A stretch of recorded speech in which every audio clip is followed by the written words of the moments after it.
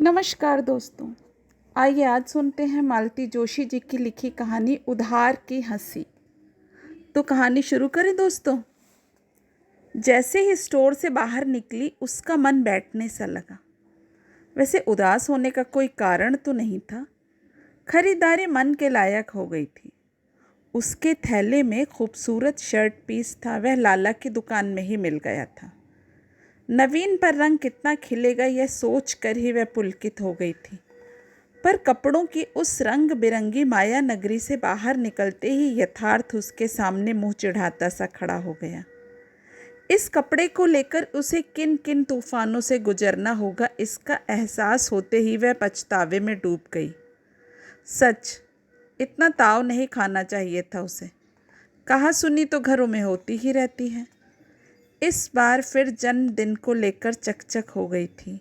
धूमधाम से उत्सव मनाना तो कब से छूट गया था। फिर भी उन लोगों ने नियम सा बना लिया था कि तीज त्योहार चाहे छूट जाएं, पर बच्चों को वर्षगांठ पर जरूर एक जोड़े कपड़े बनवा कर देंगे।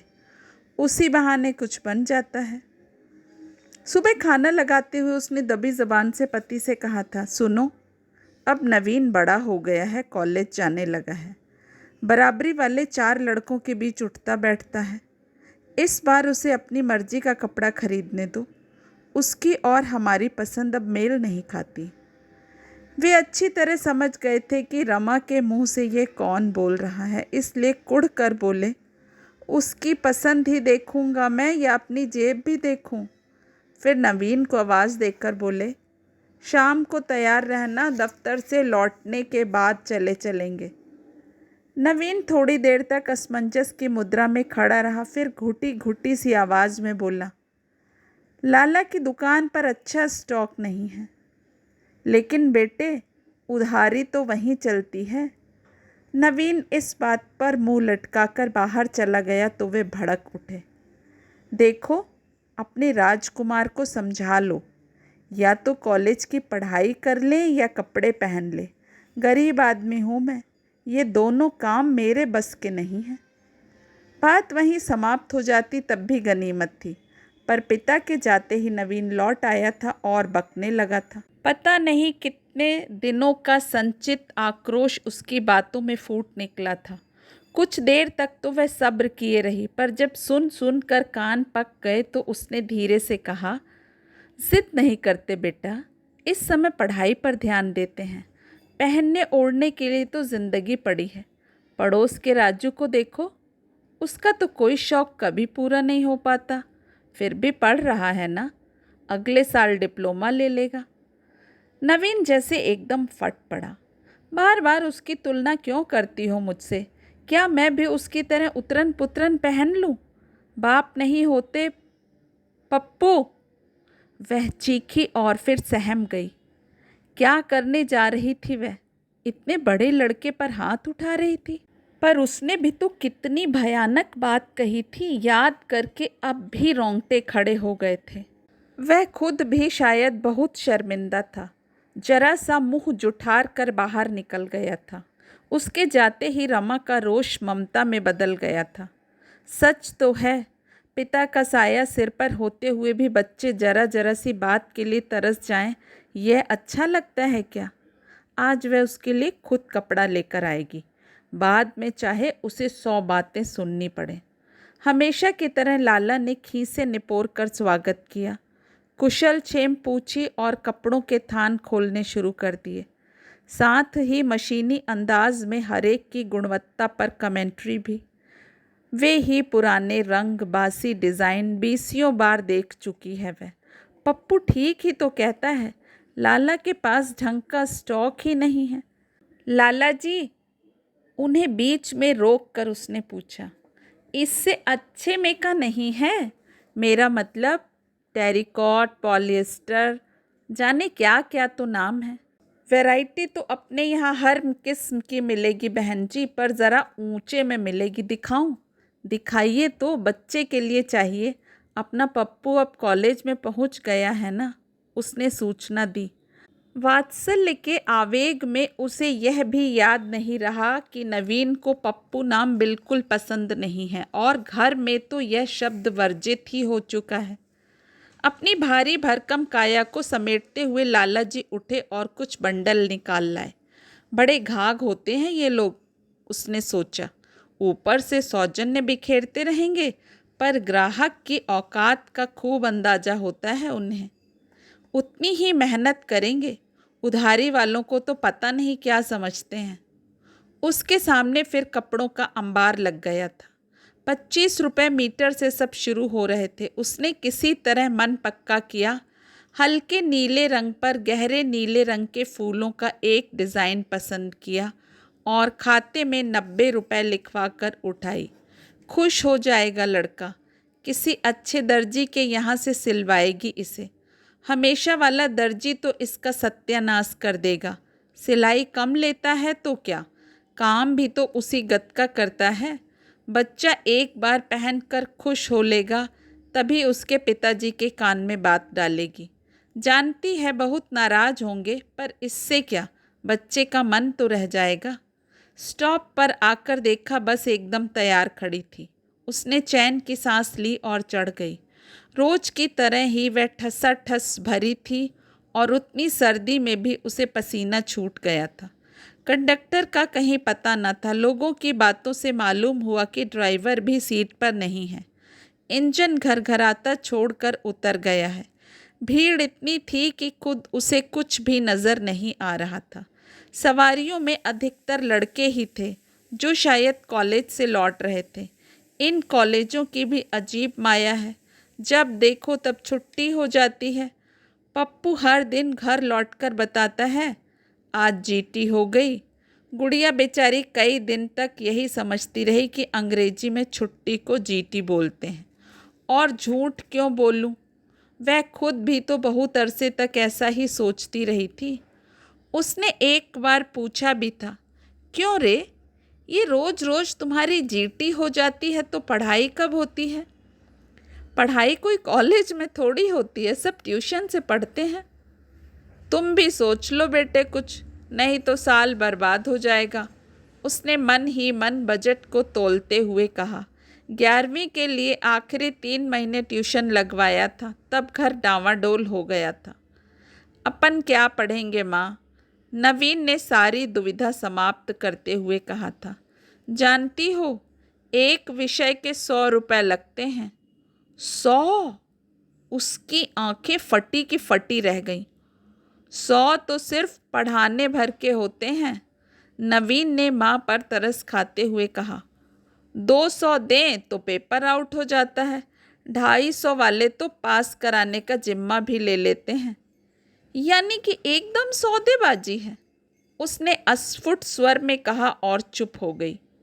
यहाँ तो कॉलेज की फीस ही भारी पड़ती है, लोग ट्यूशन कैसे लगवाते होंगे, और ना लगवाएं तो बेचारे करें क्या? बच्चों का भविष्य भी तो देखना होता है। भड़ भड़ भड़।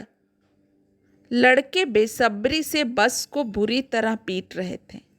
वे एक सिरे से दूसरे सिरे तक छाए हुए थे और वहीं से ऊंची आवाज में बातें कर रहे थे। बातें क्या, बस फिक्रेबाजी हो रही थी। उनकी लपेट में नेता, अभिनेता, लड़कियां, प्रोफेसर सभी आ रहे थे। दूसरी सवारियां असहाय मुद्रा में इस लफाजी को झेल रही थीं, ऊब रही थीं, कुढ़ रही थीं। क्लास में तो बच्चों के गले से आवाज़ नहीं निकलती। घर पर देखो कैसा पटर पटर बोलता है। एक आवाज़ उभरी।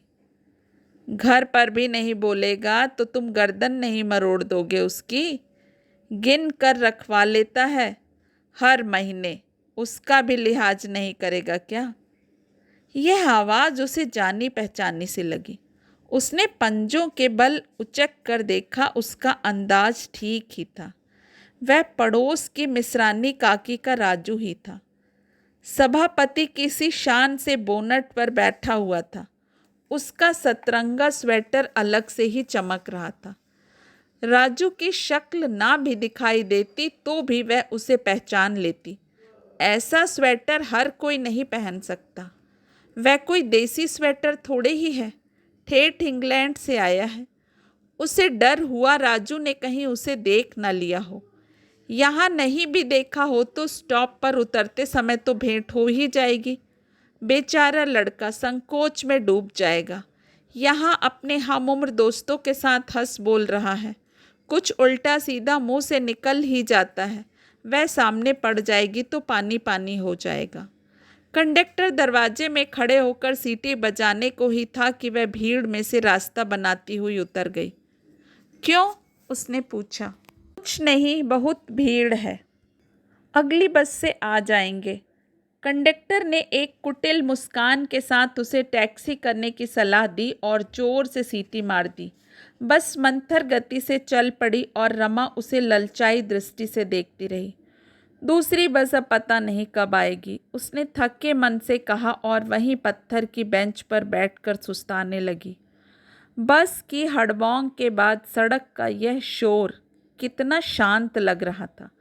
वहाँ तो मरे कान फोड़ डाल रहे थे। उसने सोचा। एक बार फिर उसकी आंखों में राजू का चेहरा घूम गया। घर पर कैसा घुन्ना सा बना रहता है और अभी जैसे छत फाड़ ठाके लगा रहा था, और स्मार्ट भी कितना लग रहा था। लोग झूठ थोड़े ही कहते हैं, एक नूर आदमी 10 नूर कपड़ा। आजकल तो कपड़े से ही पर्सनैलिटी बनती है। उसने कल्पना में नवीन को वह प्यारी सी शर्ट पहना कर देखी और निहाल हो गई। अगले साल सर्दियों में थोड़ा हाथ खुला रहा तो वह भी नवीन के लिए इसी तरह का स्वेटर बुन देगी। कोई बहुत मुश्किल थोड़े ही है, बस रंगों की जमावट भर ठीक होनी चाहिए। स्वेटर सचमुच बहुत शानदार था। परसों ही राजू पहली बार पहन कर निकला तो उससे रहा नहीं गया था। लपक कर पूछ ही लिया, बहुत प्यारा है स्वेटर राजू, किसने बनाया या रेडीमेड है? राजू ने जैसे सुना ही नहीं और वह चुपचाप चला गया था। काकी ने ही उदास स्वर में बताया, क्या बताऊं दुल्हन, साल भर से पेटी में पड़ा है, पहनता ही नहीं था, आज पता नहीं कैसे मन हो आया। क्यों?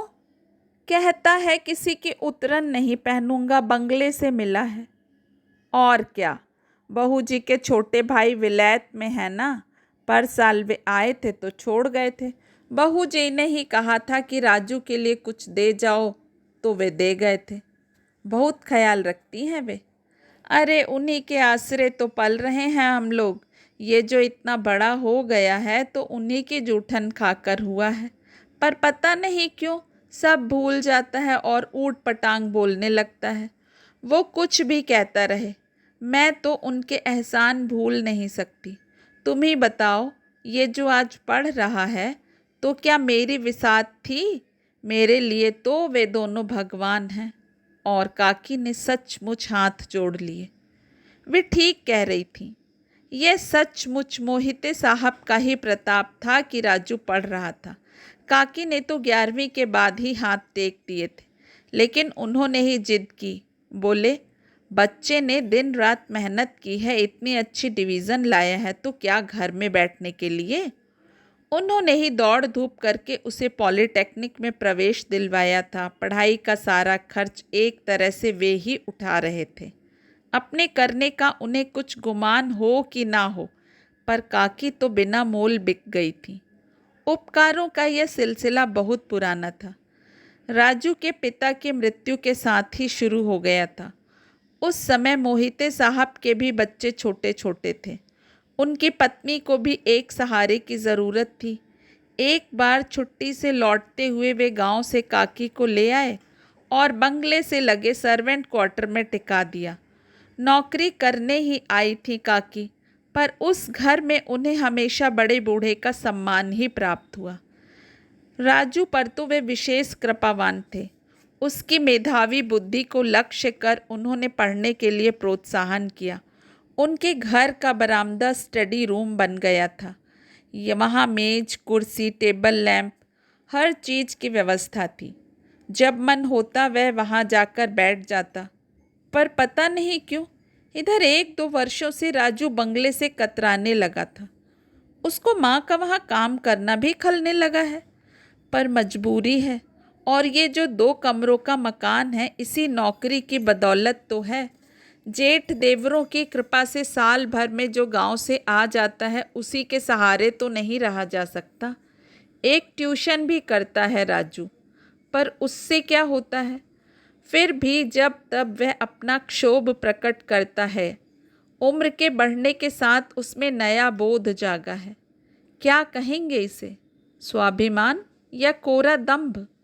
अभी उसी दिन की तो बात है। बंगले पर कोई समारोह था। काकी पूरा दिन वहीं रह गई थी। हमेशा की तरह राजू के लिए पूरी थाली लग कर आ गई थी। उस थाली पर दिन भर मक्खियाँ भिनभिनाती रहीं और राजू खिचड़ी खाकर चला गया था।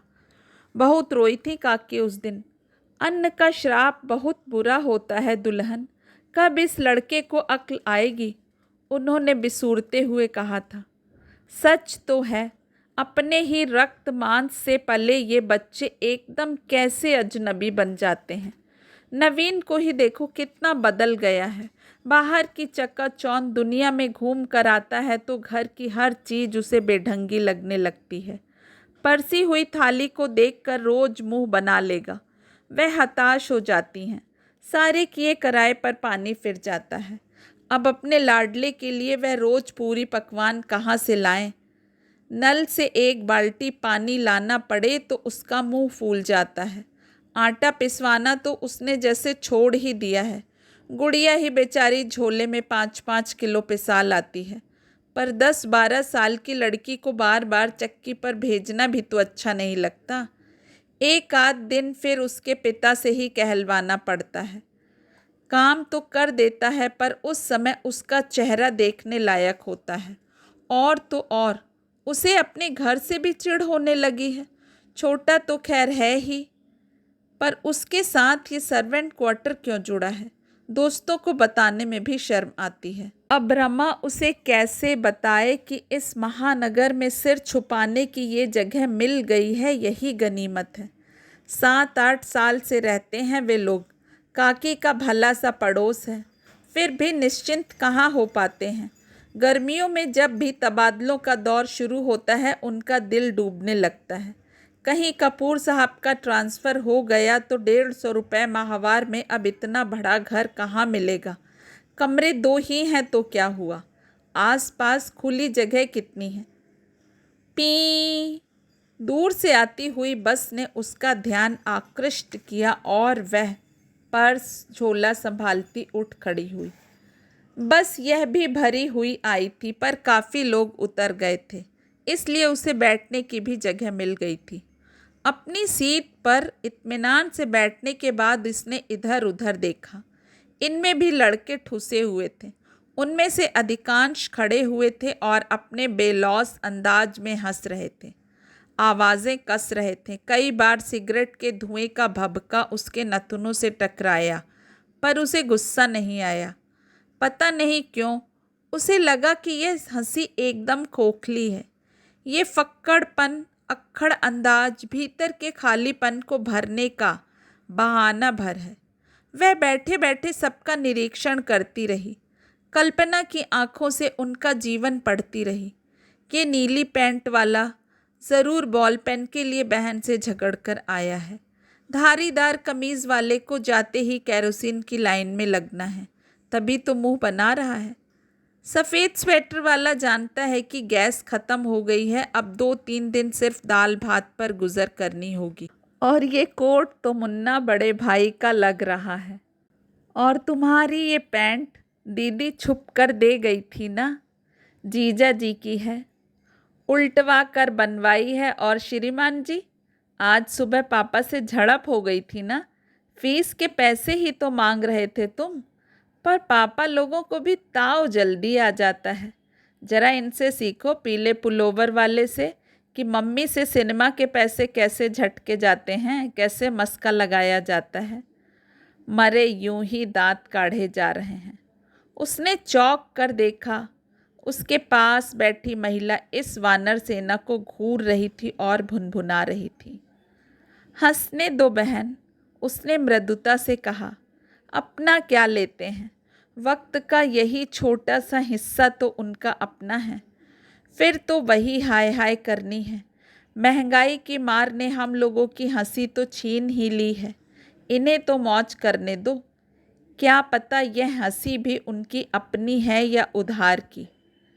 पास बैठी महिला आंखें फाड़ कर उसे देखती रह गई। दोस्तों, आशा करती हूँ कहानी उधार की हंसी आप सभी को बहुत पसंद आई होगी। आप सभी जो अपना कीमती समय मुझे देते हैं उसके लिए हार्दिक आभार। अपना प्रेम भरा साथ मेरे साथ ऐसे ही बनाए रखिए। कल फिर मिलेंगे एक अच्छी सी कहानी के साथ। आप सभी का समय शुभ हो। नमस्कार।